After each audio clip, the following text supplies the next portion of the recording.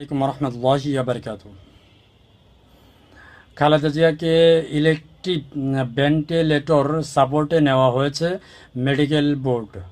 BNP chairperson Begum Khaleda জিয়ার চিকিৎসার সর্বোচ্চ পেশাদার দক্ষতা ও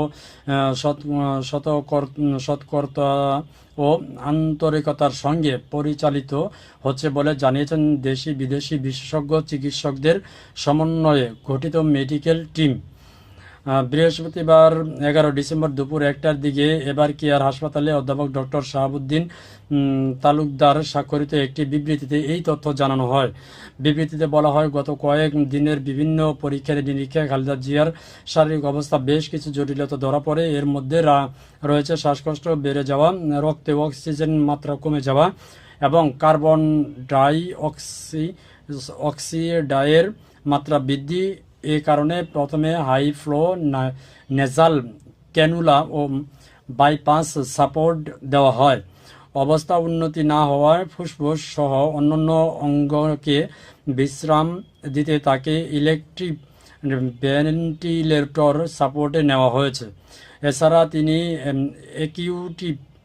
একিউট প্যানক্রিয়াটাইসিসে ভুগছেন এবং উন্নত অ্যান্টিবায়োটিক এবং ফাঙ্গাল চিকিৎসা, নিয়মিত ডায়াবেটিস, রক্তের বিভিন্ন উৎপাদন ট্রান্সফিউশন দেওয়া হচ্ছে বলে জানায় মেডিকেল বোর্ড। আসলে কি বলবো, নানান গুঞ্জন ছড়াচ্ছে যে বেগম জিয়া আদৌ বেঁচে আছে কিনা বা মারা গেলে তার মৃত্যুর সংবাদ কেন তুলে ধরা হচ্ছে না।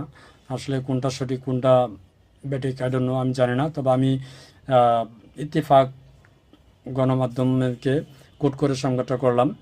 আসলে যদি জীবিত থাকে আমরা দোয়া করব আল্লাহ তাআলা যেন তাকে সুস্থতা দান করেন এবং আমাদের মাঝে ফিরে আসেন।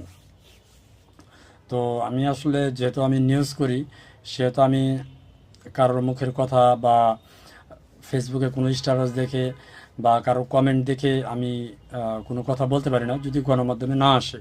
তো গণমাধ্যমে যা আসে আমি সেগুলোই কোট করে আপনাদের মাঝে তুলে ধরার চেষ্টা করি।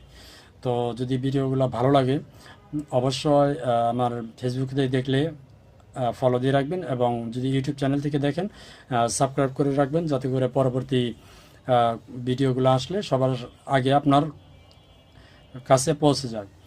তো অবশ্যই দোয়া করবেন বেগম খালেদা জিয়ার জন্য। ধন্যবাদ সবাইকে। আসসালামু আলাইকুম রহমতুল্লাহি ওয়া বারাকাতুহু।